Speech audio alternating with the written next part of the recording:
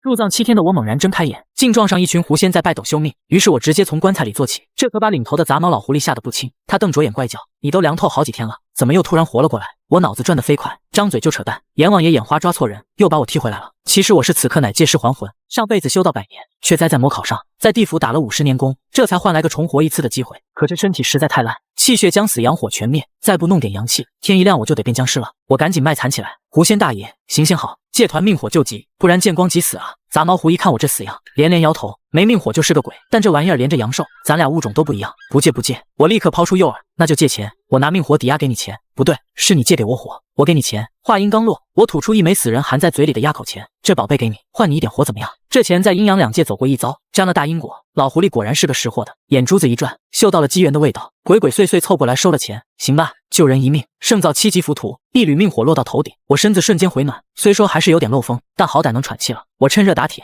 等我缓过来，绝对摆一桌全鸡宴孝敬您。老狐狸拿了钱，虽然有点晕乎，但一听吃鸡，在那张老脸上笑出了褶子。好说，但他又不放心地问：“这一缕火不顶用，你也没个后续法子，回头还得死，那我岂不是白忙活？”我等的就是这句话，这还阳的法子还得落在他身上。我立马装孙子：“这不还有您吗？好人做到底，您教教我呗。”老狐狸得意地翘起尾巴：“那你算是问对狐了，也就是我心善，这就教你一手，拜斗赔命，不过救活了你，别忘了我的鸡。”我心里犯嘀咕，这道家秘术野狐狸居然也会，嘴上却抹了命。多谢狐仙，别说鸡猪我都给您供上。老狐狸瞅瞅天色快亮了，明晚再帮你做法去晦气，你先跟我走。我恭恭敬敬的行礼道谢，心里掐指一算，这老狐狸虽贪财，但不害命，跟着他确实有活路。他把我领到路边一个破得像茅厕的野庙，你先在这窝着，我在周围撒泡尿力结界，白天千万别出去，也别乱吃东西。我现在虚汗直冒，站都站不稳，哪有胃口？老狐狸怕我挂了，坏了因果，急忙问：“还有钱没？再给你整点火。”真没了。我强撑着摆出打坐的姿势，锁住阳气，您忙您的，我有法子挺到明晚，见我死不了。老狐狸弄了床破被子盖住我，这才回了洞。洞里一群小狐狸正瞎猜阿伯是不是被僵尸拧掉脑袋喝血了。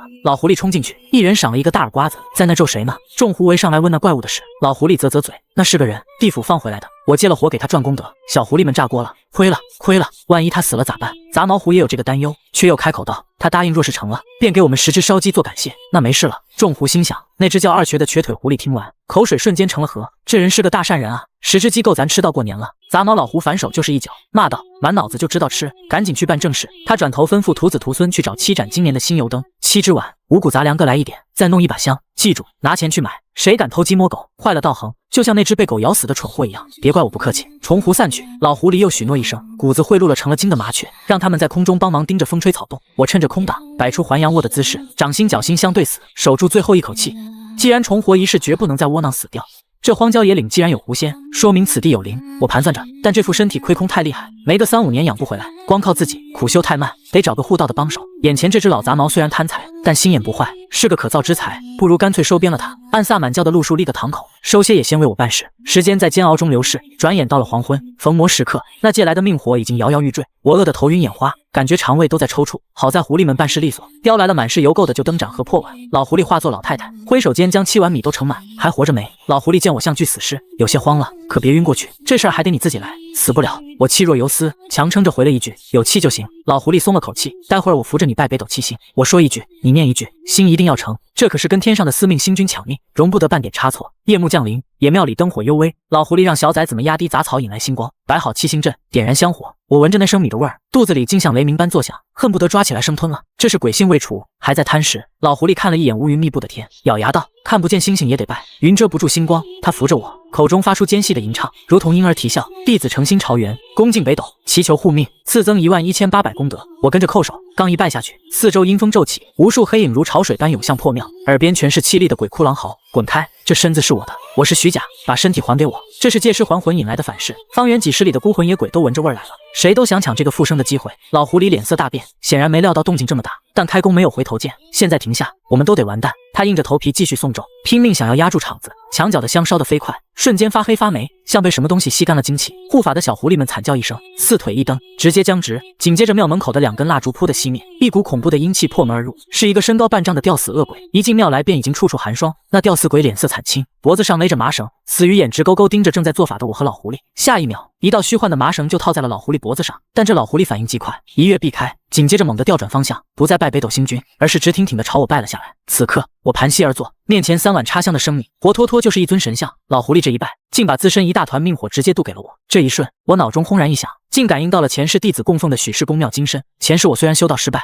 但死后肉身被贴金供奉，受了50年香火。此刻借着北斗七星的跨界感应，那尊金身的神力竟穿越阴阳，护住了我这具残躯。金光炸裂，整个破庙亮如白昼。那吊死鬼被这股纯正的道家金光一烫，惨叫着退出了庙外。我不敢分心，借着这股神力，一鼓作气念完最后的咒语：大圣北斗七元君，能解三灾厄，济度诸恶难，超出苦众生。刹那间，乌云散去，七星高悬，一事大成，阴气散尽，命火重燃。我感到一股久违的暖流涌遍全身，僵硬的血脉开始流动，心脏发出了强有力的搏动声，咚咚咚。这声音简直是世间最美妙的乐章。庙外的吊死鬼见大势已去，怨毒地瞪了我一眼，化作黑影散去。但我知道这梁子算是结下了。我睁开眼，看见老狐狸瘫软在地，他为了救我，以命度命。50年道行折损大半，连原形都维持不住，现出了原形。其他几只狐狸围了上来，冲我龇牙咧嘴，显然觉得我坑了他们长辈。别急，我有办法救他。我安抚住他们，借着刚才感应到的前世金身法力，手指一点，一道金光射入老狐狸眉心。这点金光包含了前世修成的还丹法力和香火神念，品质极高。老狐狸眉心瞬间长出一撮橘红色的毛发，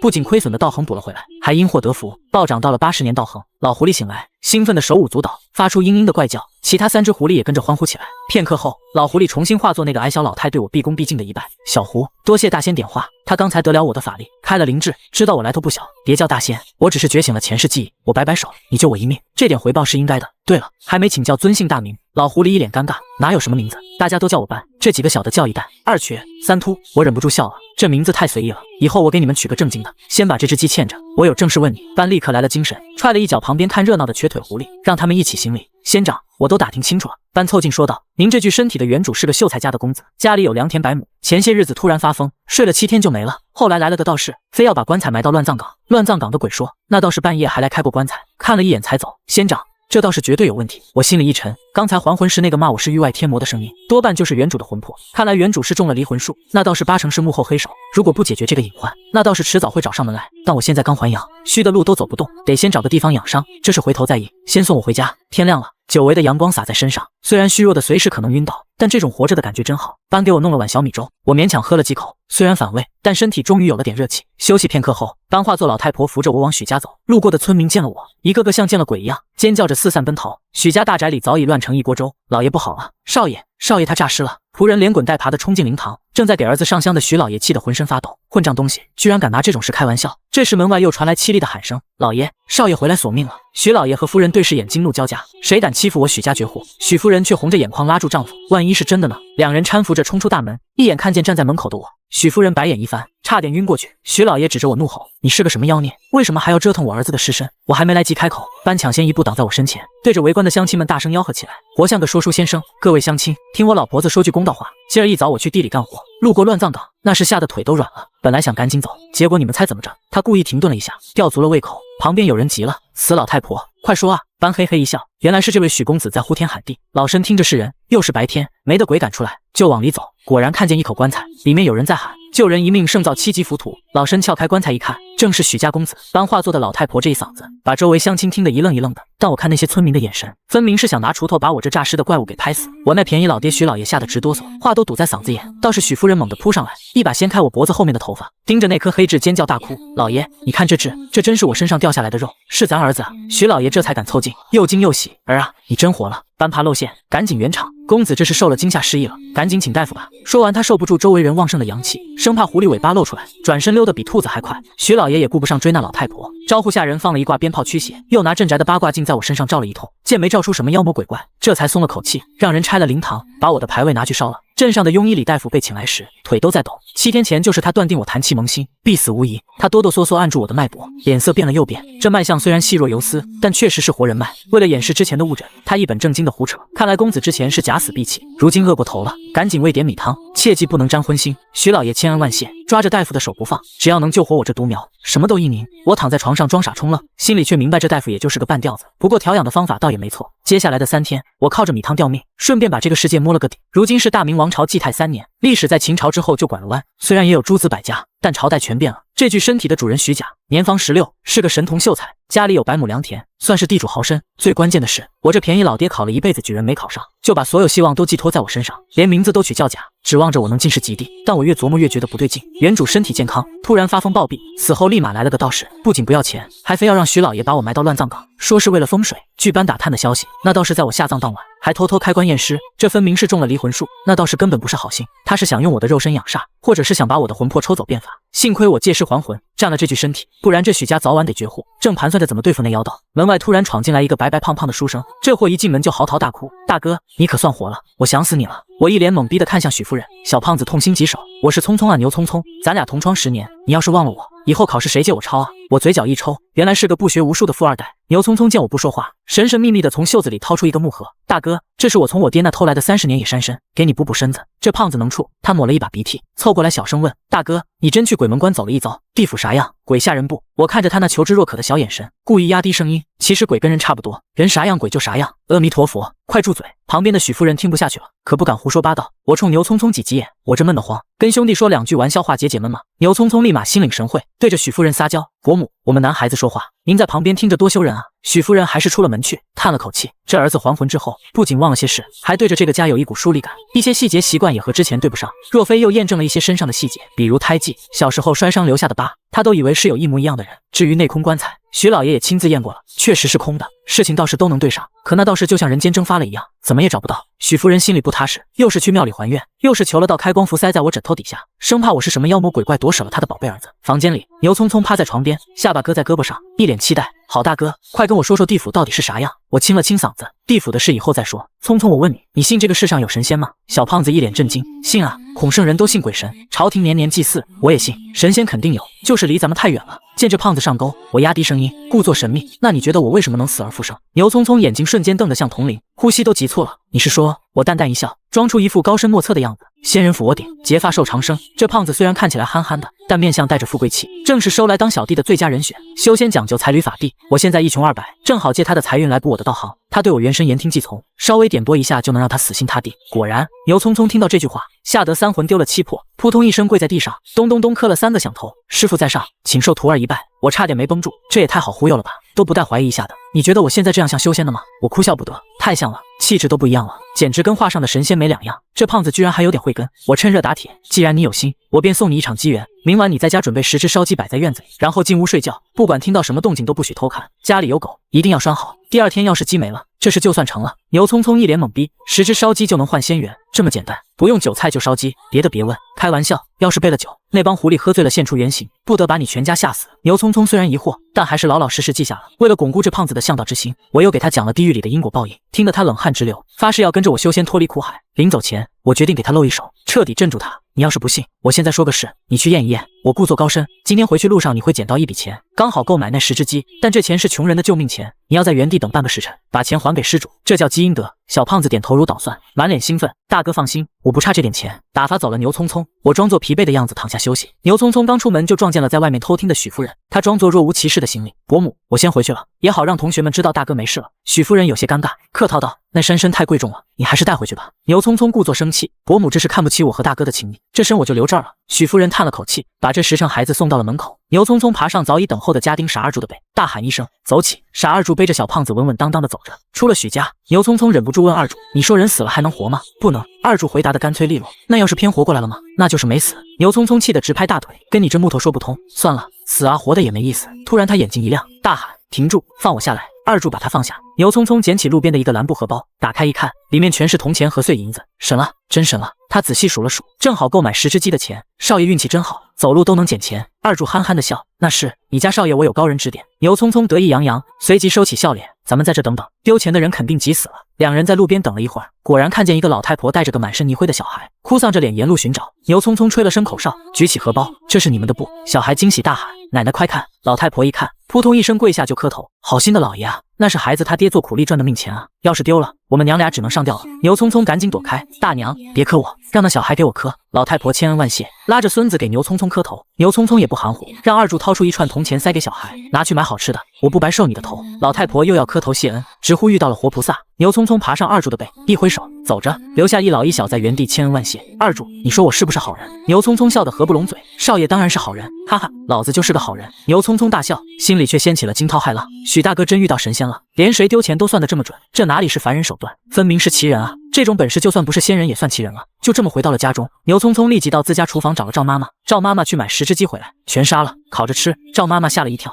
但这混世魔王发了话，谁敢不听？一阵鸡飞狗跳后，10只老母鸡下了锅，这边牛匆匆在忙活，我也没闲着。我通过那只麻雀精，时刻盯着那窝狐狸的动向。这麻雀是为了贪图我的一把谷子，成了我的眼线。那窝狐狸为了晚上的大餐正在做准备。阿伯，那书生不会骗我们吧？几只狐狸一边嘀咕，一边拿出死人骨头顶在头上幻化人形。一旦变成个挺着大肚子的黄疸鬼童，二瘸成了个一脸狞相的赖头嫖客，三秃则是个缩头缩脑的驼背老汉。这副尊容若是被人看见，非得吓出人命不可。老狐狸般嫌弃地看着这群歪瓜裂枣，带着他们去附近的迪沟泉洗刷，又涂了特制的香膏，这才勉强盖住了那一身骚气。夜半子时，阴风乍起，牛匆匆按照我的吩咐躲在屋里，大气不敢出。院子里传来一阵窸窸窣窣的声音，紧接着是令人牙酸的咀嚼声，还夹杂着含糊不清的争论：咱们4个10只鸡怎么分啊？你一只，我一只。牛匆匆好奇心作祟，实在没忍住，悄悄凑到窗户缝往外看。这一看，差点没把他魂吓飞。月光下，4个人正抓着烧鸡狂啃，眼睛冒着幽幽绿光，屁股后面还露出了毛茸茸的尾巴。老狐狸幻化的老太婆似乎感应到了目光，脑袋诡异的180度转到了背后，那双绿眼睛死死盯住了窗缝后的牛匆匆。牛匆匆吓得腿一软，四肢着地，爬回床上裹紧被子瑟瑟发抖。吃了鸡可别吃我啊！院子里狐狸们吃得满嘴流油，开始还要打包带给小的们。那瘸腿狐狸一边啃一边感慨，做人真难，还不如学阿贵去城里青楼卖身，听说只要躺着就能赚钱，还能采阳补阴。闭嘴！老狐狸骂道，那种下三滥的手段早晚被人打死，咱们现在跟了许大仙，那是正道。几只狐狸被训得不敢吭声，连吃带拿把剩下的鸡全塞进嘴里存着，这才心满意足地离开。直到天亮，憋了一晚上尿的牛匆匆才敢推门出来。只见院子里一片狼藉，桌上全是油污爪印，地上还落着几根狐狸毛，这分明不是人吃人喝的样子。虽说乡野之间多有鬼魅妖精的传说，可这还是他第一次真切的遇见。牛匆匆心里虽然发毛，但更多的是兴奋。既然有妖怪，那许大哥说的神仙肯定也是真的。他昨晚虽然没见着神仙，但那几只啃鸡的狐狸可是真真切切的。而且许大哥能使唤狐妖，这本事还不够牛逼吗？牛家的仆人可就惨了，尤其是赵妈妈，半夜听着院里的动静，吓得魂不附体。第二天一早，他哆哆嗦嗦地劝牛匆匆，少爷那东西不干净，以后可别往家里招了。牛匆匆直接打断，赵妈妈，昨晚的事烂在肚子里，谁也别说，回头赏你200钱。打发了赵妈妈，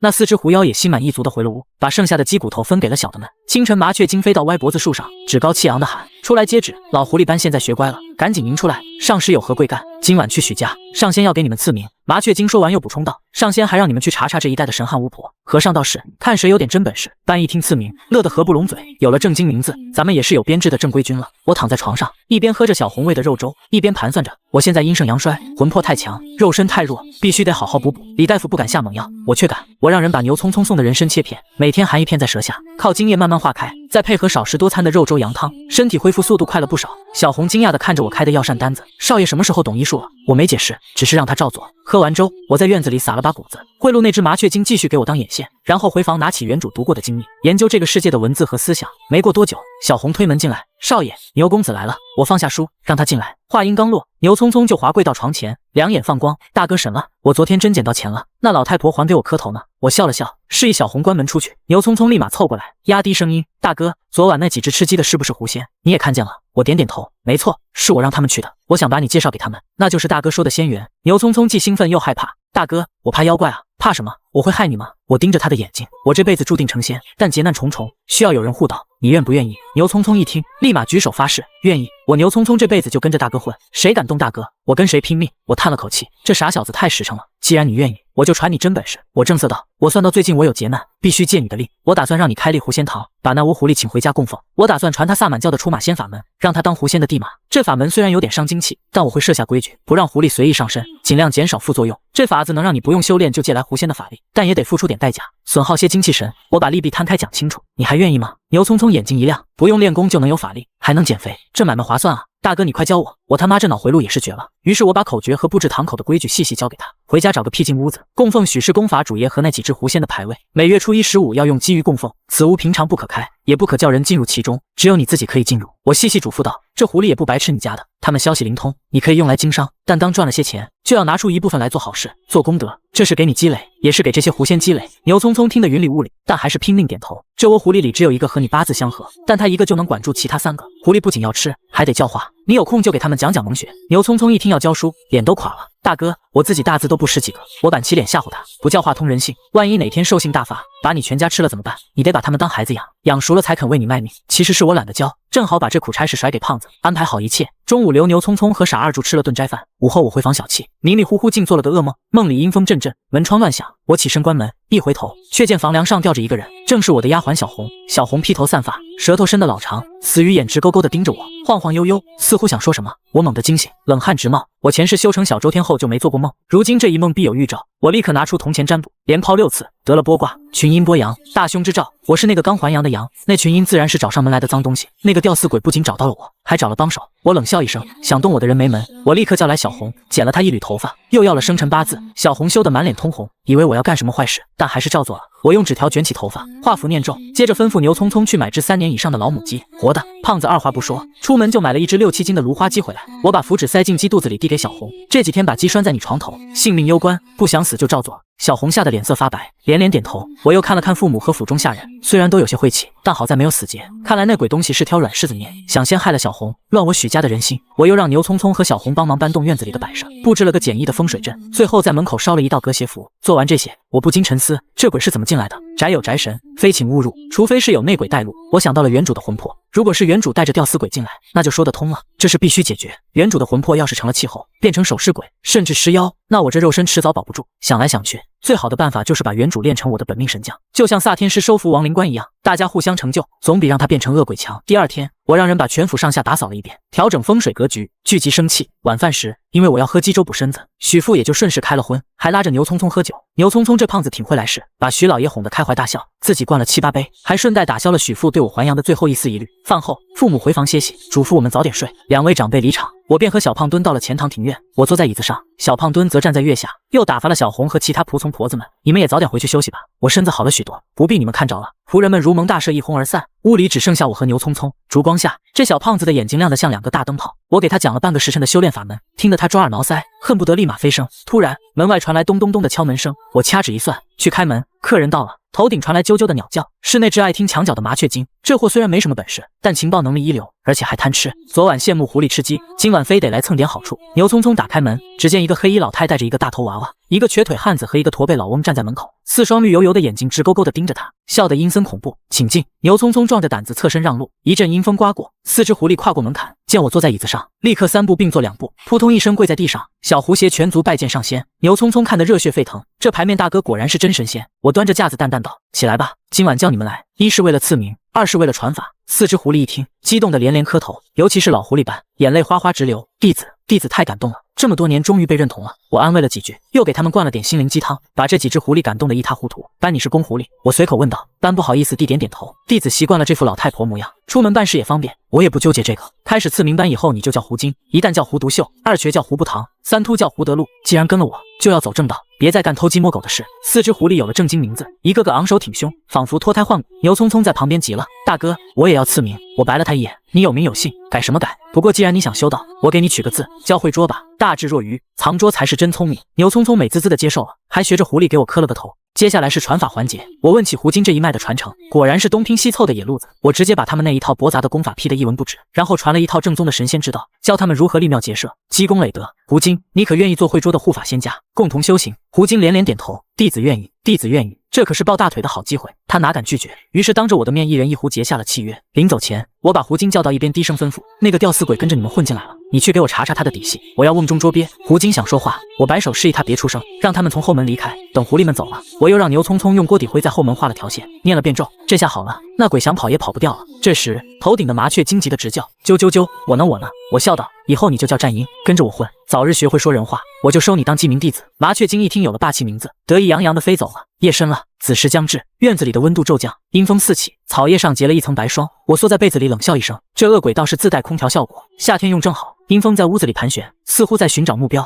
突然喵呜一声凄厉的猫叫，接着便是什么东西打碎了一般的乒乓作响。我白日布了一个简单的风水阵法，于鬼而言，流动的气就像是河流，挡去了前路；稳重凝实的气又像是山岳，这些山岳河流又组合成了一座迷宫。这鬼东西被我困在了鬼打墙里。屋外的怪声停了，死一般寂静，但我知道这只是暴风雨前的宁静。突然，耳边响起若有若无的呓语，嘶哑而阴森。徐甲，嘿嘿，你在哪儿？我要找到你了。脚步声沉重的逼近，一步步踩在我的心头。这是典型的攻心术，想吓破我的胆。没门！我抬头看了看门上挂的山水画，那是爷爷当8品官时别人送的靠山图。我又在上面加了道泰山符，想推开这座山进门。做梦，床头我也用草绳系了灵结，做成了坛场结界。只要我不开门，这鬼就算把房顶掀了也进不来。嘎吱，门外传来推门声，但门纹丝不动。嘎吱嘎吱，那鬼推不开门，透过门缝死死盯着里面，嘴里吹出一股阴气，瞬间让空气凝结成霜。但他的视角里什么也看不见，我仿佛隐身了一样，不在里面吗？那就换个地方。阴森的声音飘远，脚步声渐渐消失。我冷笑一声，鬼话连篇，我才不会上当开门查看。果然1个时辰后，那黑影又悄悄游荡回来，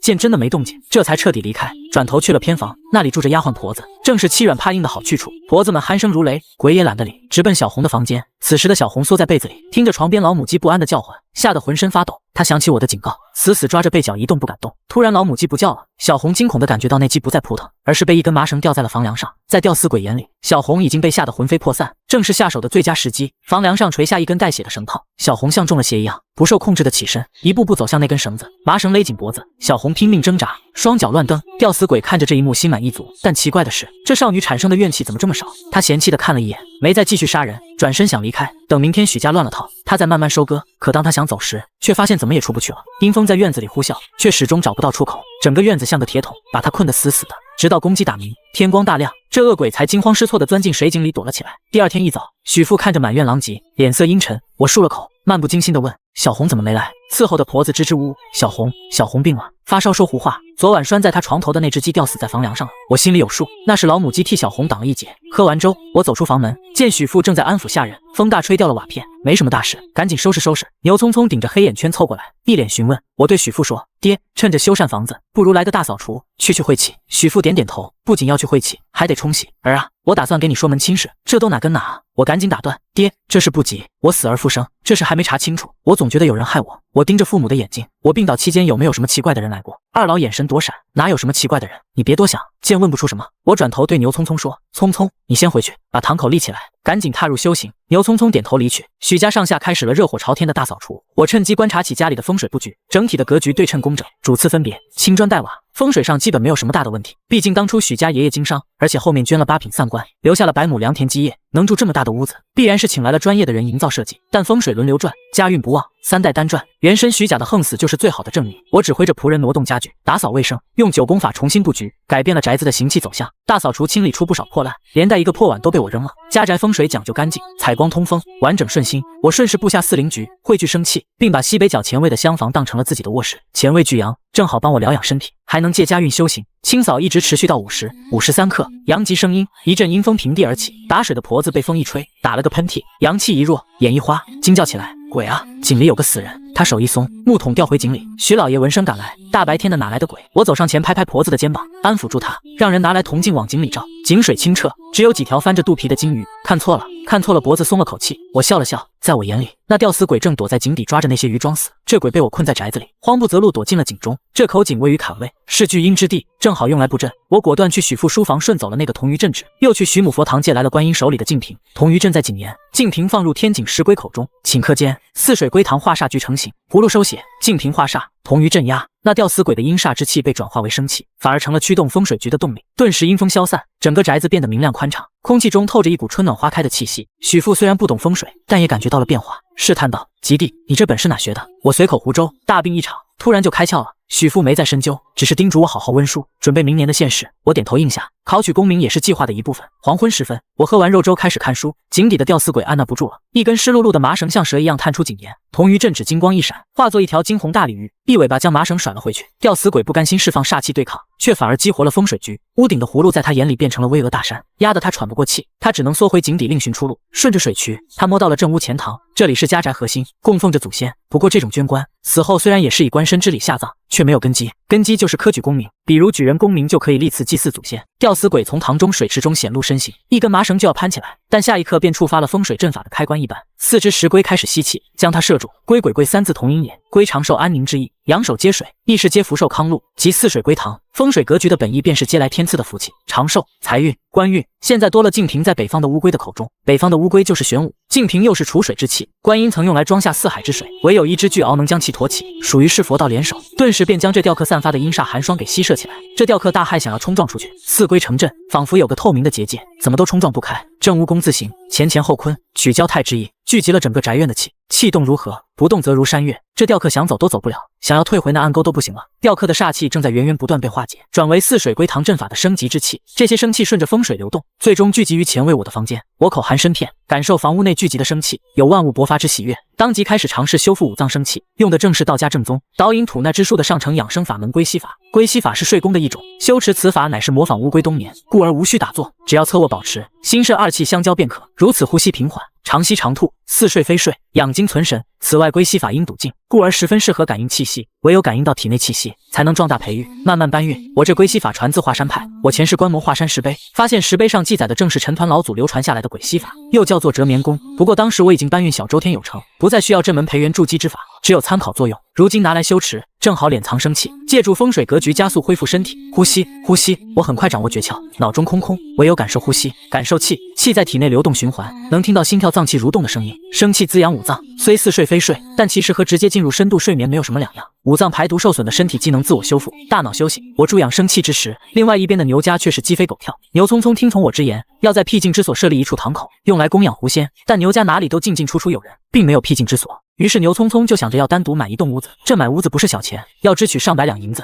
这就惊动了牛母。牛母别的不管，却生怕这个儿子去嫖赌。得知了消息后，第一时间就带着健壮的婆子把牛匆匆扣押在家，哪里也不准去。这小胖墩趁着人没注意就翻墙要跑，结果崴了脚，疼得哇哇大叫，却又给拉回了屋。牛匆匆忍不住就一把鼻涕一把泪，跟牛夫人说自己要去买一栋屋宅，安心读书，将来考取功名。牛母把这嘎娃子奶大，哪里不清楚这家伙是读不进半点书的，怎么会信他？反而脑补了一出藏娇的戏码，就更不肯将钱给他，也不肯放他出去，只道只等你老子回来收拾你。牛匆匆只得叹息哑火，神情奄奄。傻二柱见牛匆匆脚崴了，便给他揉脚活血化瘀，一边道：少爷，你这是想干啥？为啥非得买一间屋子？牛匆匆一脸痛心疾首，我这是得了仙家缘分，要找个僻静的地方供奉呢。只可惜我娘那个小妇人不懂，将我拦在家里，这要是弄不成，我的仙缘就错过了。傻二柱听闻也不问是个什么仙缘，琢磨一会，开口道：要不用我老家那屋子吧，我爹死后那便成了空屋，我又到您家来干活来了。那正好是个乡下土房子，位置偏僻，离着这里不过2里地，只是久没人住，我又没怎么回去过，只怕都长草了。好二柱，还是你好。牛匆匆听闻眼睛放光道：就是要偏僻没人住才好。走吧，我们快去打扫准备一下。两人费了些技巧又跑了出来，往着傻二柱老家去。傻二柱家的屋子在牛家极一个逼仄的角落，后面是一座小山，出门又有一棵大树挡着，因为这棵大树挡着，门院便是斜的，这在风水上是大忌讳。所谓邪门歪道就是这个意思。后面的山也并非靠山，万一下暴雨便会冲刷屋子根基。于风水上来说，这个地方并不适合建造阳宅，甚至不适合建造阴宅，而且后山遮住了光，前门又有大树挡住了光，挡住了路，便更是不妥了。一进此处来，牛匆匆都感觉一股哆嗦，阴阴凉凉的，里面小院子也是潮湿的很，常得绝类。二柱踩出一条道来，打开门锁，就更有一股风从里面往外吹了，也是阴阴凉凉的，内里倒还干爽，就是没怎么打扫，有股灰尘和发霉的味道。牛匆匆踮着脚进来看，里面没什么光，幽幽暗暗的，只有小桌板凳。进来仔细看了看，穿过堂屋便到了后院，后院直接贴着山体，挖空了一小部分地方，简易搭建的棚子就是厨房，旁边还堆积着柴火，一块荒废的小菜园则在屋子的侧面，确实够偏僻幽静的。牛匆匆啧道：我爹勤快，捡了没人要的一块地建的屋，我娘死得早，他一个人把我拉扯，结果也累死了。傻二柱道：我爹死前带着我去求老爷，老爷心善，将我留下了，没过几天我爹就没了，屋子里的东西都叫亲戚们搬走了，田也分了，就这屋子，老爷出面做主留了下来，说等我以后娶媳妇用。二柱，原来你这么惨，你倒是像话本里的那些主角了。牛匆匆感触道：傻二柱，以后有我一口肉吃，就有你一口汤喝，你小子跟着我混差不了的。随即两人便开始收拾布置起来，吃饭的桌子摆到堂前，盖上红布，墙上直接挂空白画轴，按照我说的，最上写上法主也许施公之位，下面写下胡经，胡经下面又写着胡独秀、胡不堂、胡德禄，接着就是给仙谱为业开光，要请来狐仙杏林念头，要给香炉开光，这些我都有教导。牛匆匆一步步做，又是插香拜四方，请四灵，又是安告土地爷，又是安告普天诸灵，等将仪式都完成后，牛匆匆也不知道做成功了没成功，只是依然按照吩咐，在离开的时候，于门上用一块红纸写着：某年某月某日，弟子牛匆匆请狐仙入此堂口，此地一因神煞，非请勿入，当做了封条。这是怕布置了堂口，结果被别的什么东西抢占了去。做完这个，二人才离开了这里。而牛匆匆做法之后，老歪脖子树下，胡经立即就有了感应，他欢喜十分，抓耳挠腮，原地跳起了古怪的舞蹈，吩咐道：孩儿们，收拾好家当，今晚我们就搬家了，不再住这骚烘烘臭腥腥的破落地了，咱们住人屋房子去了。猪狐狸听闻问道：那人屋在哪？多大够住不？胡经回不上来，只道：我先去探探地，看看环境怎么样，回头告诉你们。于是化作黑衣婆婆，顺着指引来到了傻二柱的老宅，见着此宅靠着山体，便十分满意，真不错，孩儿们还能到山上玩耍。走近一观，门前一棵大树更是符合心意。之前我们住那老歪脖子树，这里也有一棵大树，大树能聚灵气，也能给我们小妖有个遮蔽，还能聚集乌鸦喜鹊在这里搭巢，真是不错。又见着红字封条，读了2遍，上面的字确定是请自己入住的，这才笑呵呵露出狐狸牙来，将其撕了下来，折叠做了请帖凭证。进入院子一看，虽然荒草极多，但这对狐狸来说不是缺点，反而是优点。跨过院子，进入堂屋，虽然幽幽暗暗，可还是能一眼看见那张仙谱。于是胡经恭敬跪拜，磕头上香，弟子胡金拜见法主许世公。磕头之后，这才分出一团念头，附着在了谱系上写着的胡金3个字上。这念头进入其中，视角便开始转变。原来这屋子布置了供桌香炉，已经算是一处法界道场。这神谱便是成了一道进入法界道场的门户。神谱法界之中，那法主许世公之位，犹如一颗太阳照耀着这处空间，隐隐可以感应到，似乎是一座香火鼎盛的庙宇。只是这处空间也不大，约莫有这处屋宅大，却可随你而动，显化出满是草的庭院。又一念各种家具全都出现，只是精神疲惫的厉害。胡金又玩了一会，才恍惚认出来这处空间是个什么去处。我可以借助这张仙谱进入这处房屋院子的法界所在，这是类似于人死后的阴宅，不对，这是道场或者说洞府。那么从法界出门看是什么呢？胡金推开法界之中庭院的门户，刹那间就有一股阴风吹来，将他吹得面上生疼。外面灰蒙蒙惨淡淡，一株黑漆漆的老树，有10数人环抱粗，挡住了去路，树冠连绵数里地，好似一把大伞。后山更是黑森森绵延着鬼窟林。胡金还想出去，却发现不远处忽然冒出了一双双暗红的眼睛，散发着恶意觊觎，盯着这忽然打开的门户，更和胡金的眼睛对视上了，似乎眨眼的功夫就靠近。这些眼睛的主人便好像瞬移了一般，步步紧逼靠近。胡金吓了一跳，退回门内，合上门栓。刹那间，在那诡异的视角，门户凭空出现，又凭空消失，外面竟然也是法界。胡金也是有传承的，从前听闻过前辈讲述阴神出窍、游历法界的情形，就是这么阴惨惨的模样。法界不是阴间，法界只是众生念头构建的认知，是意识的投射。固然人拜神佛，神佛便常居法界之中；人畏惧鬼魔，鬼魔便也会在法界滋生。而一些执念怨念，在法界之中就会变形成法界生灵。在法界修行，时间观念会和外界不同，毕竟念头的速度是很快的。比如看一本书，在阳世有肉身束缚，一页一页看还不一定记住，在法界中只需要一扫就能全部记住。如果念头凝实，回归肉身也不会忘记。胡金意识到我所传神仙法的珍贵之处，看来经过布置之后，这处屋子便会在法界之中形成庇护，好似神奇的庙宇道场、大妖的修行洞府了。对我而言，不仅是一处庇护之所，可以非请勿入，还可供我安心在法界之中增长智慧，修炼道行。胡金心情激动，一时竟然不知道说些什么，只心中默默发誓要为我忠心不二。又在法界狐仙堂院之中欣赏了一会，胡金这才离开了去，回到乱葬岗旁老歪脖子树下，跟着猪狐狸说了这个好消息。造化，造化！那处地方是个神仙洞府一般的居所。猪狐狸在歪脖子树下仰着脑袋听胡金描述，已经狠狠开始期待了，一个个的开始收拾东西。其实也没有什么东西，都是一些破烂衣裳帽子。狐狸们经常会穿人的衣裳、人的帽子，然后问同伴：“你看我像人吗？”然后装模作样立起来学人走路。要么就还有一些铜钱、认字的书、小孩不要的已经损坏的玩具，但猪狐狸都舍不得，一个一个打包要带走。等着夜里，4只成精的狐狸化作人形，前面2个，后面2个背着包袱，中间是一些没有成精的大狐狸。小狐狸约莫7、8只，排成列成队，就这么从老歪脖子树处搬走了。虽说老歪脖子树下狐狸洞很是一般，可胡独秀还是舍不得，又费尽辛苦找来一块石头堵住，想着以后万一还有回来的时候。胡金呵斥道：“你堵住了门，将来有同族想要住进来怎么办？留一份情分吧。”最终只办遮掩了洞口，往着牛匆匆在傻二柱家设下的狐仙堂口而去。胡金手拿着红纸贴开道，竟然没有狗来吠叫，教他们平平安安的到了村子角落的这处僻静屋子。猪狐狸也没有住过人住的屋子，一进来就撒泼打滚。胡金则教导胡独秀他们给法主许世公磕头，将念头附着在狐仙堂谱的名字上。于是成精的小狐狸们也进入了法界之中，被其中念动则生发万物的奇异之景惊呆了。这是个什么去处？果然是仙家洞府。于是你变出一花来，他变出一草来，只是他们念头不具体，变出来的东西也不能持久，不像斑狐狸得了点化，已经将近100年道行，智慧通达许多，不亚于一个寻常人类了。胡金制止他们继续玩闹，开口立下规矩：我们有今日的造化，全靠许师，但你们不准在外胡说八道，泄露这些。一是驱鬼法，能驱使孤魂野鬼，却驱不得恶鬼，此法能解决一般的中邪之事，就算驱散不得恶鬼，却也能和其沟通交流。二是障眼法，障眼法乃是幻术，是一叶障目的小法术，并非真的能把东西藏起来，隐身看不见，只能对付普通凡人。三是去病重，这法门能够治疗一些小毛病，但最好左一药一起生效，我用的最多是用来给小辈止疼止血。四是狐卜法，只能做一些基础的占卜，我能凭借自然对危险的预警判定，即是凶，但不一定准确。五是迷情法，此法能控制人心，可一旦被迫，便有一些反噬，切记不可用于邪徒。这5门法术，你只要默念戒法，便可选择施展。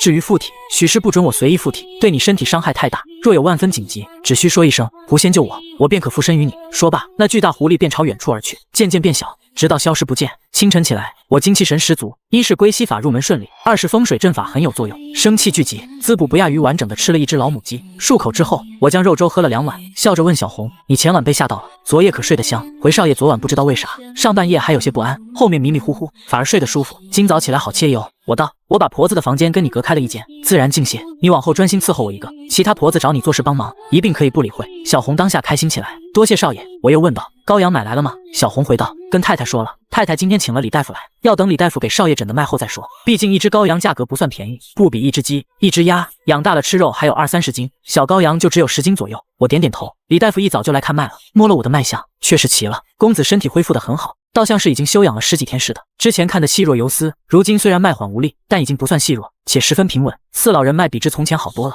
许夫人又将我自开的羊肉汤的药膳方子给李大夫看，这方子开得如何？李大夫皱眉，怎么叫我来看别人的方子？千人千医，各自门派不同，理论不一，我怎么看嘛？但见不是药方，而是一张膳方，顿时就瞪大了眼睛。此法甚妙，温补气血，扶正阳气，固精壮远，只是非富贵人家用不起，倒像是什么大户人家流传出来的。我儿能用吗？自然可以，甚至老爷夫人也可以时常服用，不过等着天气热了就不行了。天寒时滋补最佳。当然，公子身体虚弱，夏日时体寒如冰，自然也是可以服用滋补的。李大夫又小心问道：“敢问此方何来？我可否抄录下来，回去仔细研习一二？”抄吧，我道。偶然从古书里看到的，若是能用来救人，才不枉他出师一遭。李大夫又问：“不知是何古书？可能借阅一番？”我笑而不语。李大夫明白意思，沉默就是拒绝，没必要挑明，倒是我唐突了。李大夫对我的病情还算上心，等过几日再来给公子诊脉。许夫人又将他送了出去，问询道：“李大夫，您之前看出了什么？能不能仔细跟我说说？为啥要我们去请道人和尚来看看？”李大夫却闭口不言，摇摇头道：“有些事情我也不清楚，只和尚道士之中多奇人异事，或许有些渺茫希望，并没有其他意思。夫人不要多心。”随即便告辞离开了。我看完脉后，便去了正屋明堂查看风水变化。抬头见天井，那葫芦上已经站着好些鸟雀了。这是生灵天然喜爱生气浓郁的地方，在这里受熏陶呢。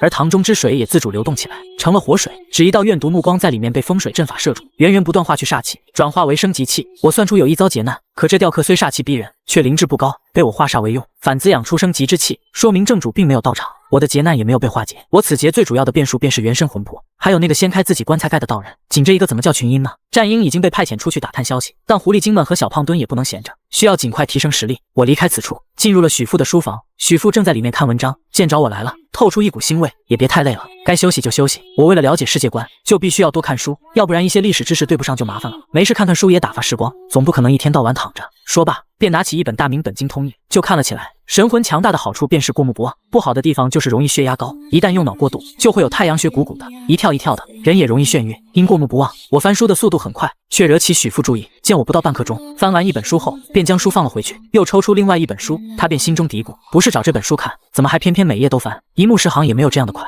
我拿的第二本书是古今文章选集，其中先秦文章并没有什么不同。大楚朝立后，就有许多不认识作者、不认识的文章了。不过不要紧，一并塞进脑子里再说。扫描流荡一般的看过后，我又将第二本书又放回去，拿起第三本书。普通读书人家根本没有史书，我并不能从许父的藏书中准确了解历史，毕竟只有极为富贵之家才能读得起史。如果非要学史，便只能前往藏书丰富之家去借阅，又或者拜访名师来讲史。许父早年醉心功名，这里大多是一些做文章的讲义书，也就是所谓的辅导书，完全是为了上岸。具体历史如何，他不大知晓，概念模糊。先秦以来又有哪些名家文章，他也没读过，我也没得选，便打开了这第三本《纪太原年庆安抚举子文章选》，却听到许父道：“你好高骛远，看这些举人文章做什么？翻书翻得这么快，看进去多少？难道是因为我在前面说了你一句，你便在我面前做模样？”我却头也不抬，只翻着书页道：“看过了，自然就是看进去了。”许父压住怒火，好大的口气，随即问道：“我问你，克己复礼为人，怎么破题？”我微微一笑，脑海里已经开始检索了，不需化用，只需照搬，开口便是：“克己复礼，则内修其德，外见其理，乃人之至也。夫克己者，非只决于尽情，实为一私欲而显公义。”这题目中规中矩，但议题很大，直接问的就是人。但我之前看了自己房间里前身的那些书，刚刚又看了许父的辅导书2、3本，加上前世也活了100多岁，多少也看过一些儒家经典，如今一并化用了出来，只能说装的时候到了。我知晓许父对自己存有疑虑，但如果自己可以完成他的夙愿，考上功名，或者望父成龙，帮助他考上功名，便会一律尽消，因为这是确确实实的好处。这功名也是他许家族谱上的荣耀。当然我也可以抛弃此家，浪迹天涯，独身修行，但我不是这样的人。且若于心有愧的话，又是一个因果在这里。许父听着我回答，语气便柔和起来：“不错，虽不算大有长进，却也没有忘记所学，考个秀才应该是稳了。不过也不能自傲，少卖弄聪明，踏实一些，才能走得远些。你从小便有读书的天分，却要把这份天分发挥出来，更加的努力才行，否则空耗才气，就再难有成就了。”我房间里还有一个箱子，是请人从京城抄来的进士文章和策论，虽是3年前开恩科时候的题目，不再实行了，但看文不看皮肉，只看骨架也是够你揣摩许久的。你既喜欢看，明日一并拿给你看看。我并不喜欢这样的唠叨教训，可能是看到了前世好为人师的自己，不过没想到一个秀才家竟然还有进士文章收藏，这倒是意外惊喜了。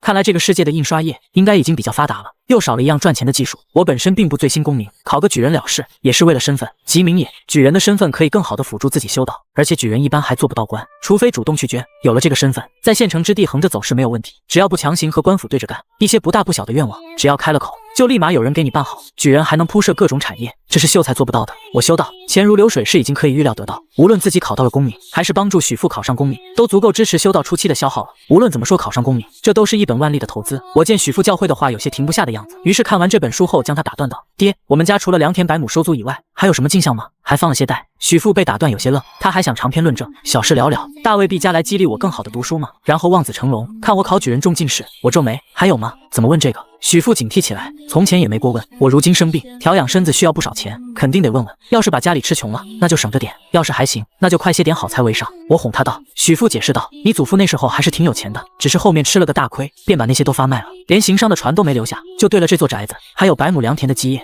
等你娘嫁到我们家来，又带了10亩桑田的嫁妆。根据往年的盘账，只卖100亩良田的话，每年收上来的租子约莫有100两，丰年多些些，寡年少些，除却赋税能剩下80几两。不过给人婆子们的工钱，逢年过节给县衙的孝敬份例，自家吃喝穿用，人情往来也就得7七八八，一年到头省的些用，便还能剩下20-30两银子。那10亩桑田则能养10息蚕，一年收减2次，若是没啥差错，可以产200-300斤生丝。这些生丝你娘带着女工婆子一起织成绸缎，约莫能有50-60匹，约莫也能赚到30-40两银子。我听到这些，脑子里只有一个念头，那就是地主家也没余粮了。我看着自家这宅子这么大，占地2-3亩，还以为多风光呢。许父听闻儿子关心这些，不觉得不务正业，毕竟一家不扫，可以扫天下。这家和治国是一样的，虽然一年能存下50两银子已经很多了，但再仔细算下来，其实也没有多少盈余。你我父子读书，买笔墨给你夫子的束修，或者买些新出的书籍文章，哪怕不买书，只请人抄书也是一笔开销，还比吃穿用度都贵些。我更沉默了，算来算去，每年竟然也只能勉强维持收支，甚至有财政赤字的可能。可恶的黄真人，不是说投身中等富贵之家吗？可以供养初期修行，难道要在麦爷田的破门败家式修行吗？许父见我肉眼可见的失望，甚至嫌弃有些太阳穴跳动，不知怎么的就张口说道：当然，你祖父还有些做生意时候留下的积蓄。我眼睛又有了光，立即问道：有多少？许父立马后悔了，本想着不告诉，但不怕贼偷就怕贼惦记，自家儿子既然问了，那就带着去看看吧。深呼吸一口气后，站起身来，你跟我来。却是领着往后屋走，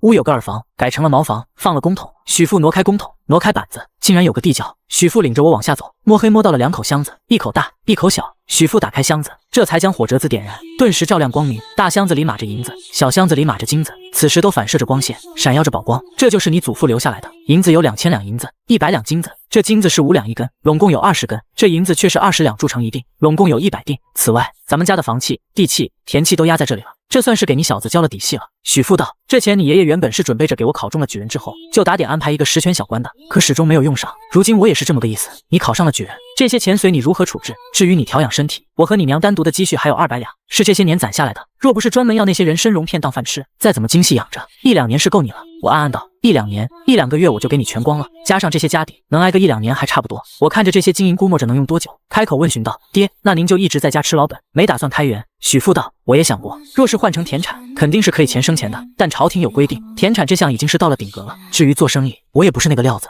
别反而败光了。如今只期待着能完成你爷爷的遗愿，通过科举翻身成为举人，能有一个好出身。算起来，你爷爷去世也有5年了，你奶奶去世也有2年了，明年正好孝期满，我们父子可以一起赶考。许父其实也不过40出头，属于壮年，便是考到60岁，也能再考4-5次呢。我听到他这么说，便知道这笔钱暂时是动不了，暗暗道：这家宅风水，再怎么催也催不出个举人来。2个人脱产读书，若是没人考中，不出几年，这家底迟早得败光。我还怎么氪金修行？难道去动祖坟，给许家催官运文运？风水之术分阳宅、阴宅，我擅长阳宅风水布置肉身道场，对阴宅研究很是一般，但这个一般也超过许多普通的风水师了。其实也是先到贵生的思想在作祟，活着住的舒服就行了，哪里管死后子孙之事，集中当下亲来事。况且前世基本环境也不准乱改祖坟了，将祖先尸骸挖出来再挪别出去，也不是一个人就可以说了算的。既然自家无用，便更没啥研究了。倒是前世的那些徒弟对这种事情十分感兴趣，经常给一些当权者、富贵显赫之极的人看阳宅、测阴宅，赚到大笔钱后，就采买了修行要用的各种宝物来供养我。当初我在美利坚旧金山建设道场，那用的可都是拆下来的明代建筑，挪移修复的明朝壁画，各种道教的铭文石刻、古代典籍充斥其中，古董法器各脉传承，布置成阵。道场不成后，我甚至可以白日出窍游走法界，只是蓝星的法界混乱十分，美利坚这边更是魔鬼遍地，邪祟大开。我为了开辟这处道场，甚至效仿当年祖天师收服6天孤鬼一般，荡魔除恶，维护了一方秩序。在美利坚旧金山道场不成之后，不负我所托，虽不算是一处天然洞天福地，却也是仙居。我住在其中，生机不以年岁增长而消减，智慧反而越来越具足，这才以将近100岁高龄之际造丹成功，境界不亚于张三丰之流。只是我没人家张三丰能打，也没度过最后一道魔考幻境。许父见我沉思便道：怎么，区县市也有压力吗？我摇摇头，离开了此处，要想钱还得靠牛匆匆。许叔见我这副指望不上的模样，有些不服气。你这摇头什么意思？是说我考不上，还是你考不上，还是觉得家底太薄了，两人离开了地窖，许父合上了砖，将公桶放回原处。了解到具体家底，我便心中有数，打算制定将来的具体修仙计划。先回到房间给自己拍打按摩了一阵穴位，又含了一片参，就开始闭目养神起来。说是养神，其实是消化自己看到的那些书。要想修仙，除了靠别人供养，更多还是要靠自己。我闭目了小半个时辰，将看进脑子里的书仔细咀嚼消化，可惜没有一个进度条，不然心中也有底。刚刚消化完，小红便推了门进来。少爷，老爷，夫人说每月出2两银子给您自己用呢。小红高兴极了，我却面无表情。2两银子，县城普通3口之家1个月的开销都够了，但在我看来，只能打个水漂，毕竟买只羔羊来吃就要费1两多银子。见我兴致不高，小红又补充道：“老爷说吃东西抓药都不算在里面，这2两银子是少爷的月例银子。”我点点头，开口道：“我知道了，你先去把钱领了，然后替我去药店买2两朱砂，1两白纸，再去纸扎铺买些蜡烛、线香、黄纸，再扯一张3尺6寸的红布来。少爷，买这些东西做什么？别问，去就是了。”我的语气让小红想起那天晚上遇到鬼的事情了，于是乖乖听完我的话，出门采买东西去了。小红走后，牛匆匆便在刚刚吃完中饭的点来到了许家，迫不及待跟着我分享奇异的经历。许大哥，那狐狸可真大，有一幢楼那么大，那怎么跟我看到的杂毛老太完全不同啊？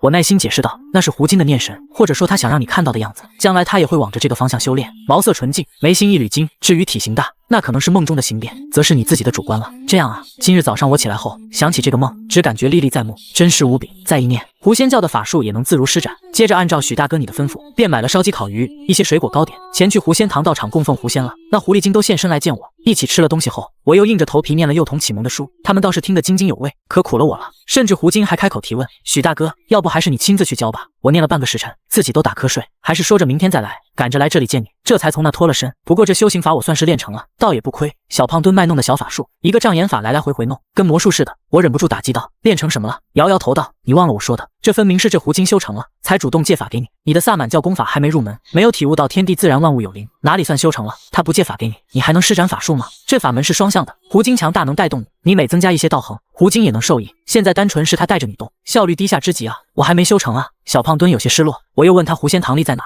却不是牛府，而是在傻二主家。我听了微微思索起来，这也无妨，在你说的那处地方反而更好，后面还有座山。这样，我叫人买了开坛的工具，今天我就跟你一起去，给你做法喊山，叫你今日就入门，和狐精齐头并进，双修共参。小胖墩挠挠头，什么是喊山？山有山魂，曰山鬼、山灵或者说山神，喊山就是喊魂，将大山灵性和你共鸣，可以如灌顶一般，将萨满教法门给你一次性入门，不仅可以提高你的灵性灵感，还可以更好的体悟自然。如果喊山成功，你就在谱系上写上此山山君之位。此法强大之处在于，萨满教坚信万物有灵，山有山神，水有水神。喊山之后，有神便可供神，无神则可造神，汇聚山川灵性，直接造出一个自然灵神。小胖墩不明觉厉，我轻描淡写，这法门是旁门左道之中的拔苗之术，也是萨满教中的不传秘法。灵性骤然提高，就会看见孤魂野鬼，听见从前听不见的声音，容易神经恍惚。不过有狐仙护着的话，这些副作用就都不怕了。小红很快将东西买来了，我便让小胖墩雇一辆车，一并将东西拉了去。许夫人本不想让我出门，我却道：“我不出门，别人怎么知道我是活生生的人呢？”许夫人只得作罢，将求来的护身符给了我，把这个带着。这护身符连灵光也没有，只求个心安罢了。我出了门宅，便隐隐觉得有人在看自己，不过心中早就有了一些定计，并没有说出口告诉别人。平白多出一股担忧。和牛匆匆到了那处宅子后，看见格局布置，我还真是大吃一惊。这么大一棵树挡着门前门路也是写的，这地方不养正气，怎么会有人想到这样建屋子？难道没人提醒他吗？此种格局在阳宅中视为顶星煞，既有采光不足，也阻碍阳气流通，容易造成阴气淤堵。大门乃是生气进出之所，被大树拦截了生气，便会叫此树吞吃此户人家家运。树本身还容易形成树煞，不仅影响此户人家，甚至可能影响一村的整体风水格局。我环绕看了看这棵树，问向二主：“这毕竟是你家宅子，树多少年了，你知道吗？”傻二主摇摇头，不知道。我估摸到只怕有7、80年了，根须估计都铺了3、4里远。三人从斜道路进入庭院，曙光如伞，完全盖住了这小院。狐精感应到我来到，已经变成老太太在院子里等着了。弟子拜见许师。我摆摆手道：“我来看看你们的堂口。”本想着按照我说的布置，再怎么样都还行，现在看来倒不像是一处仙洞，倒像是阴窟了。多谢许师关心，只是我们都觉得挺好，并没有什么不妥不是。狐精道：“这里僻静安全，后面还有座山，随时可以跑到那里去。”我点点头，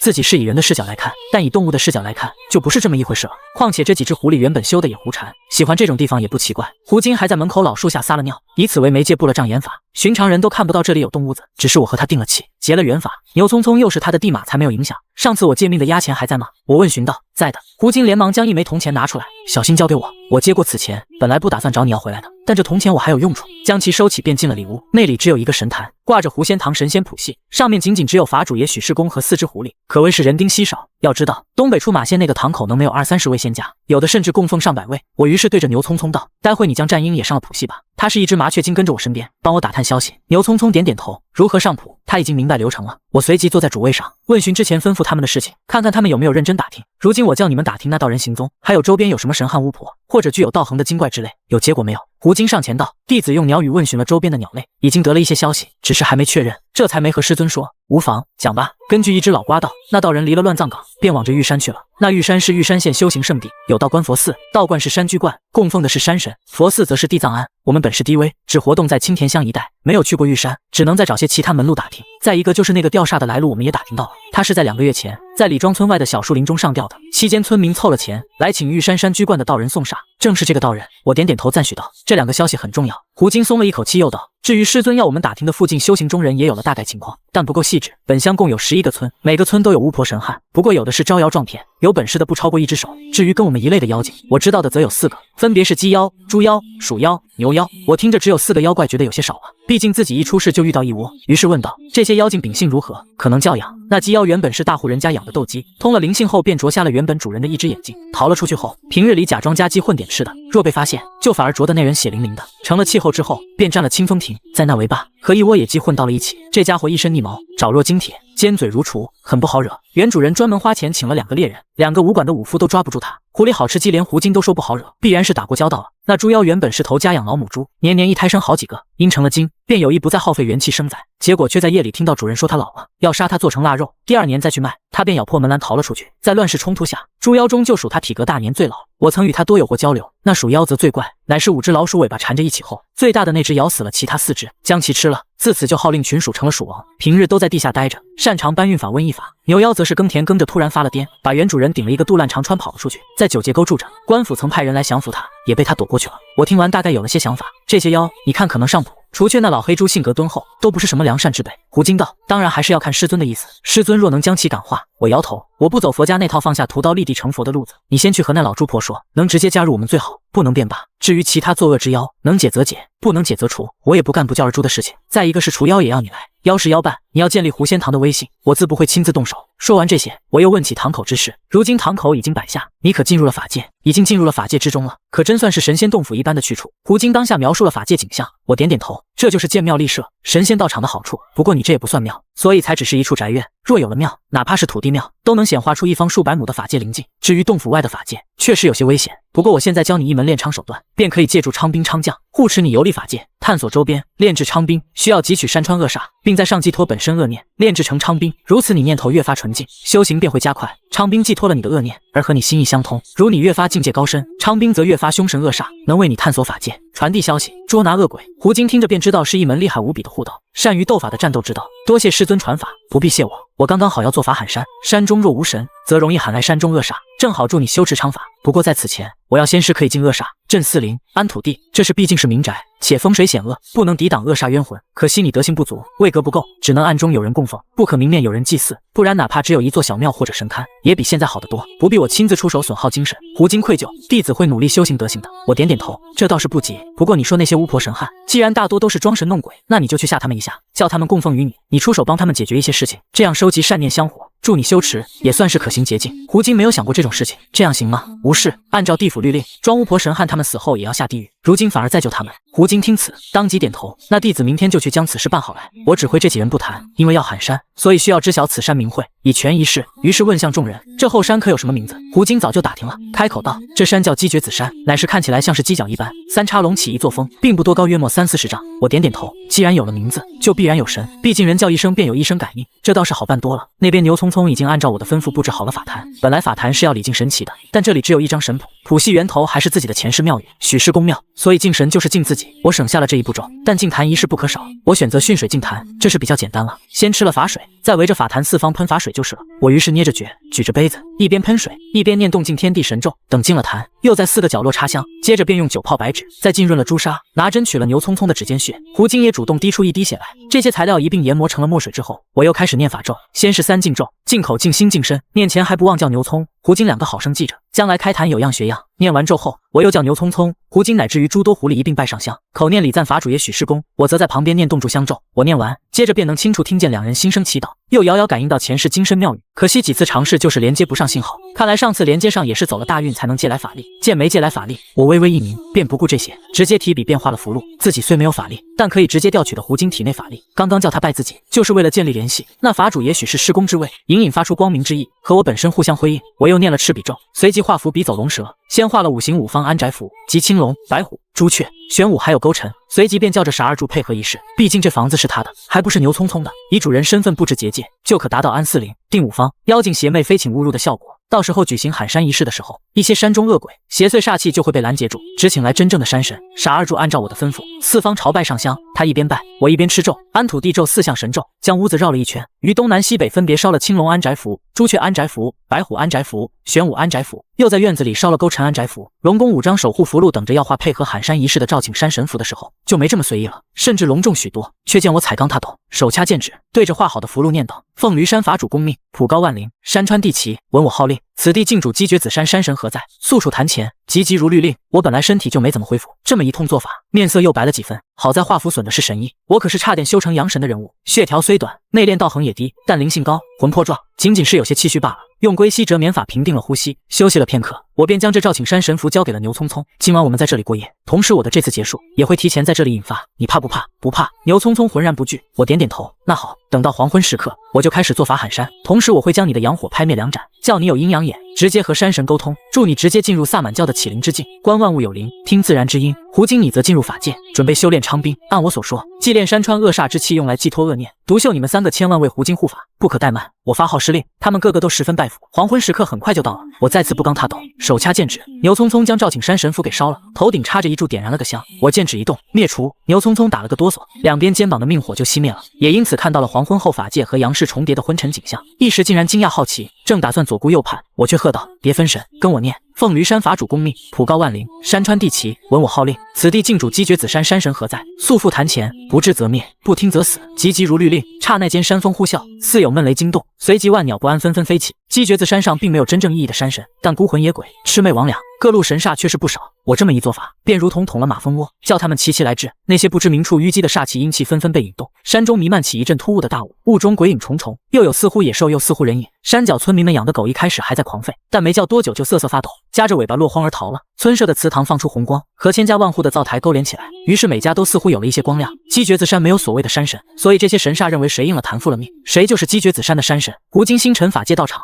按照我所说开始炼煞，所见到却是大树前鬼影重重，绕着屋子转，就是找不到进口。这些鬼影有动物的，有人的，有的则像是树，像是藤蔓，有的则是一团黑气。他们都死死地盯着这处宅院，数量足足有上百。就算我安了4项五行，不谈设堂，藏住了入口，叫这些鬼进不来，但如果他们暴动了，那绝对不是一件好事。牛匆匆看见的就更恐怖，他看到的是法界和现实的重叠，模模糊糊的，但就是模糊才给了人想象的空间。牛鬼、猪鬼、蛇鬼，还有细细小小的鸡鬼、猫鬼、犬鬼，都含阴带煞，虎视眈眈。我同样也看到了这些鬼，并敏锐发觉，猪鬼之中有一鬼不同，此鬼浑身散发着黑气，面色蜡黄，头上戴着帽子，仿佛像是一个坟包，身上的衣裳也是土黄色的，眉眼之间饱含煞气、恨毒怨气。下一刻，我脑海之中闪过一些画面片段，是原身的记忆被唤醒了，身魂感应，这就是我的原身魂魄，也化作了阴鬼阴土煞。我瞬间明白了，原身并非离魂而死，相反魂魄还在肉身，只是被镇压了困住，变成了植物人，直到被埋到了指定地点才咽了气。因为原身已经被炼成了五行煞鬼之中的土行煞，五行煞鬼就是通过5种方式杀死命格特殊的人，炼成了煞鬼。吊客煞就是木煞，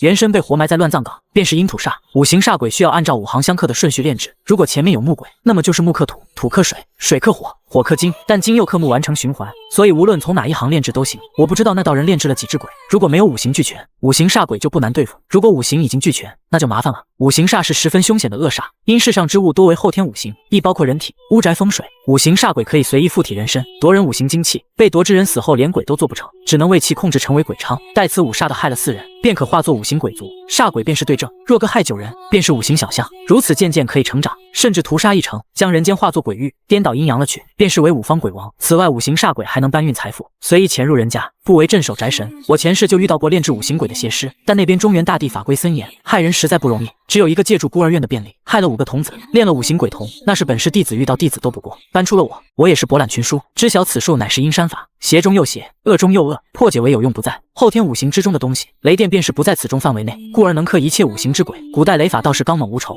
我修成大周天之时已经年迈，又不是童身，修不成纯阳雷法。阴雷又没什么意思，并没有专门修成，虽然对应的秘籍也有，只取巧将五行灵童用高压电给崩解了煞气，最终封入罐中，传给弟子做了灵童。如今可没有高压电，修持雷法又需要最起码小周天的功夫才能练成掌心雷。我猜测倾向于那邪道人并没有练成五行煞。第一，找到合适命格的人不容易，是靠运气的。第二，从始至终只有那青煞鬼及雕刻煞出没。还有便是在我的还阳劫难时候，雕刻煞很容易就被逼退了。潜入徐府的时候，又反被我瓮中捉鳖，没有逃走。若是已经五行煞鬼，早就进出自由了。我摸摸手中的压钱，此钱才是克服此鬼的重要手段。只是那邪道人吗？还不出现吗？哗哗，山林中又更恐怖的阴气冲刷而至，一只好似丈高的犄角出现在诸鬼之外。积绝山山神这个东西浑身透着阴煞，一蹦一跳的，每跳一下便离着山脚越近。它并没有尸体，其实河鬼一般是个煞物，因为百姓都觉得此山像是一个大犄角，急了念俱了行，便也是这么一个玩意。我喊山成功了。这积绝山山神其实基本没有神性，倒像是一个鬼怪，是自然意志的集合，也是百姓认知的集合。相比其他鬼物，它最符合山神特质。我看着它虽然那么大一个犄角，想想就很好吃的样子，但若是一丈高，而且在夜里蹦蹦跳跳的一直追着人，还是很诡异恐怖的。但安宅结界并没有拦住他，毕竟我换的就是他。小小的宅院根本容不下他，他站着坛前一动不动，似乎没有自我的意志。但我知道他在观察着院子里的几人，他在学习，在成长。他也会好奇，如果他想踩死谁，就可以踩死谁。这就是萨满教，万物有灵论之中的自然灵，即无后天善恶观，但也容易被后天善恶观影响。所以其实他也不是山神，只是具备成为山神潜力的山之灵性。牛匆匆也被惊到了，愣了神，我便踢了他一脚，将他踢醒，随即连忙按照我说的开始和鸡橛子山神沟通。他阳火熄灭了2盏，只有头顶1盏，却也在摇曳。灵性又有胡金这位狐仙加持，很快便进入了自然感应的阶段。他体悟着面前的大犄角，脑海里却出现了整座鸡橛子山的真实景象。他的灵性和大山的灵性沟通，在我的法坛号令镇不住这鸡橛子山神之前，如若不能结成契约，完成萨满教请神仪式，我便会启动备用手段。好在鸡橛子山林的后天认知在和牛匆匆接触后便被同化了，自然而然地结成了契约。牛匆匆的身上出现了一个鸡橛子印记，鸡靴子山神也开始变化，从鸡爪的模样凝成了一个不那么真实的人形，这是直接塑造了人格。我亲自将鸡橛子山山神之位写到了神谱上，和胡金平行。那鸡橛子山山神有所感应，变成了无脸男人形，将手摸到了神谱上，然后就穿入了谱中，进入了道场空间。胡金在法界道场之中忽然见着这么一个无脸男撞了进来，浑身煞气，还没等其反应过来，就按照我的吩咐，从其身上采炼了煞气，附着了自己的念。鸡橛子山神也接触到了胡金的念，并获得了兽性。他面目渐渐凝实，最终看向头上最高处的法主也许是宫之位，像是一个小太阳一般，也是整个法界的源头。他伸手去触摸，但那是另外一个世界了，他如何能触摸得到？法界内鸡靴子山山神虽然先后从牛匆匆处获得了人格，从胡金处获得了兽性，但却不能向上获得神性，或者说神格。不过我已经开始做仪式，为其赐名。无论道教、佛家，又或是萨满教，甚至美利坚的恶魔教派、脚盆鸡的神道教，都遵循从上古得来的规矩，即妖魔鬼怪，又或者神奇，都有其真名。真名是神灵力量的来源之一，掌握了真名就能合神异鬼。这位山灵总不可能一直叫鸡橛子山山神吧？而于道教本土而言，神都有神会密字，我便将与山鬼还有一个犄角的符形合成了一个密会，这便是其真名。与头是为雷字上半部分，是代表发号施令，意思是代表上天赐予你此名，取其首音。山字是为月字下半部分，代表地其山神的神职，取其次音。鬼是其形制，读本音。鸡爪符号则取鸡撅合音，亦是读撅。从此这个神会密字虽是一个字，但有2个音节读为略撅，这是专门创造出来的一个文字，也是专门创造的读音，专门表示神灵的名讳。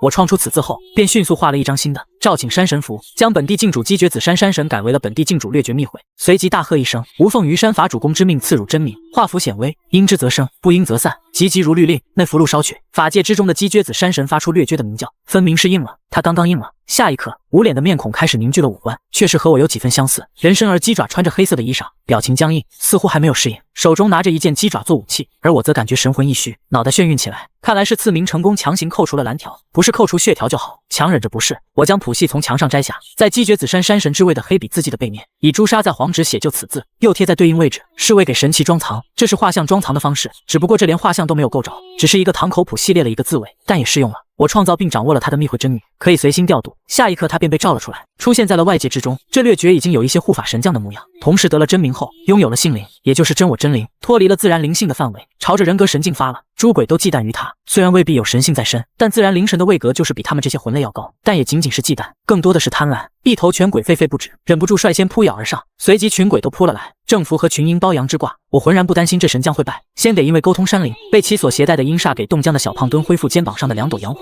用的还是带斗赔命之法。那略觉也是争气，鸡爪一挥，便将那犬鬼分成几段，化作了一团阴气。其他恶煞咬到他身上，好似咬到了坚硬的石头，被他一拍就扁了。我给他下命令，抓原身魂魄炼成的阴土煞鬼，他便大步流星而去，只是依然保持原来习惯，一跳一跳的，若有赶拦路的恶煞，直接给踩死，根本没有能打的。被练成土煞鬼的元身根本没有斗战的意思，当即用了土遁法就要溜，但这可是山神禁主，下一刻就被这神将给抓到了手中。随即这尊护法神将便回到院子给我复命。这恶鬼被擒拿仍然不老实，死死盯着我发出怨毒的嘶吼，但分明没有什么神智。我叹息一声，随即拿出那枚压钱按在土煞鬼的眉心，那土鬼顿时便被吸射入了铜钱之中，被镇住收纳住了。我原本是要先离魂，骗他入主体内，但那是不知道这家伙被练成土煞鬼了。好在主持此番刻意一切顺利，只是这邪道人怎么还不出现？是躲在暗中还是不在此处？此时不是仔细思考的时候。我将铜钱用安魂符包好，当即就瘫坐在椅子上。刚刚也算是高强度的做法，又是照神又是吃神的，调动了神魂神意，我这副肉身便有些营养跟不上了，符合修性不修命，修行第一病的症状。将提前准备好的参片给放进嘴里，运了一会归西折眠法安神，过了小半个时辰才感觉好了些。此时院子中牛匆匆已经在稀奇的试用自己的法术，我借山神灵性已经将他拔苗助长，直接入门了。他不仅仅从胡金处能借用几门法术，本身也可以施展山神赐福给他的天赋。略缺给他的天赋神通有2样，一为通幽显化，即开了阴阳眼，附加了对灵体的伤害；一样为观山望气，天然至小地气走向，一通用于望人之气、望妖之气、望鬼之气、望财物宝货之气。这2个天赋都是十分实用的天赋，比之胡金能借来的5个小法术要便利不少。感觉如何？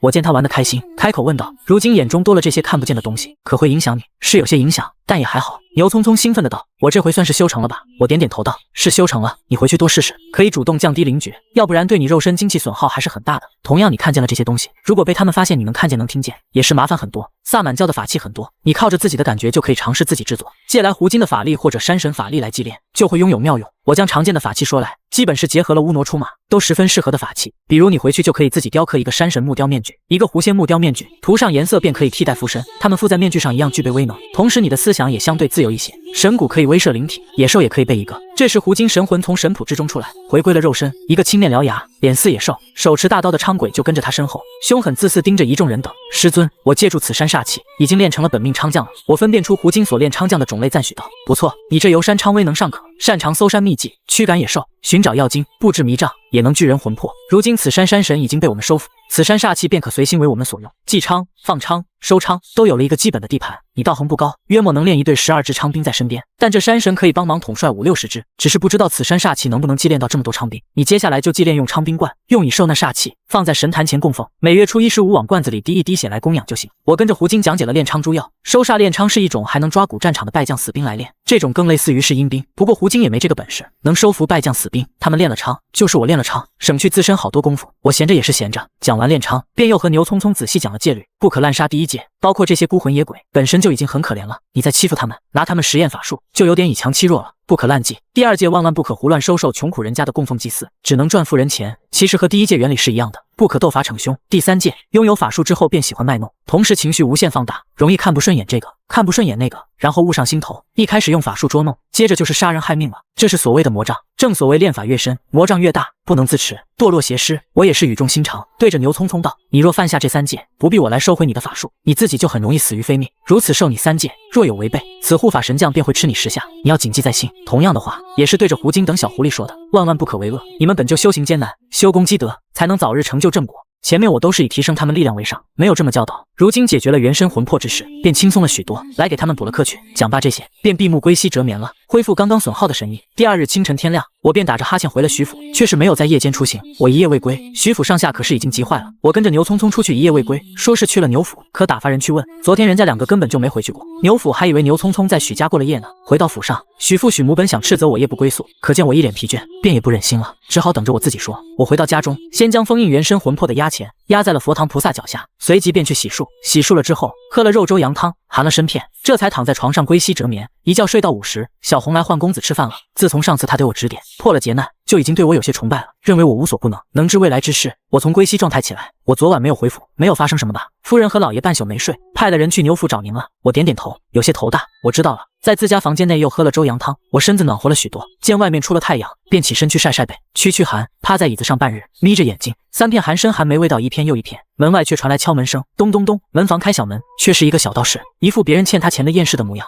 没个好脾气。只见他拿着一封信，这是我师父给许父许老爷的信帖。我敏锐察觉到不对，当即站了起来，朝着他走了过去。你师父是谁？那小道士见到我靠近，却有些怕，后退几步，沉默不语，眼睛却死死盯着。许父从礼堂走了出来，有些慌张，将信帖接过，告诉你师傅，就说我已经收了信帖。我转身盯着许父看，语气抬高，你们有什么事情瞒着我？这道人是谁？我能看看这封信吗？许父道，他是我的一个朋友，我原先读书，在观中清净借住，和他交了朋友。这信你看着做什么？我打断许父，声音有些轻了，是我之前身死要我葬到乱葬岗的那个道士，你提这个干嘛？晦气的事情就不要提了。许母出了打圆场，我没有继续，毕竟再问就显得有些逼问了，但心中已经有了答案。那道人直接白日送信帖是什么意思？是故意挑衅自己吗？而且许父还和他有联系，这帖子倒像是许父先问了他，他再给的回信，也就是说我回来后，许父便与那道人有联系。我转身不理会那小道士，只道，爹娘，我始终希望你们是跟我站在一起的。说白了，我死过一回了，那死的蹊跷，说不得就是被人设计的，如今好不容易活了过来，想要追求一个真相而已。我敬重你们，但希望你们不要被外人蛊惑，否则小账则受，大账则走。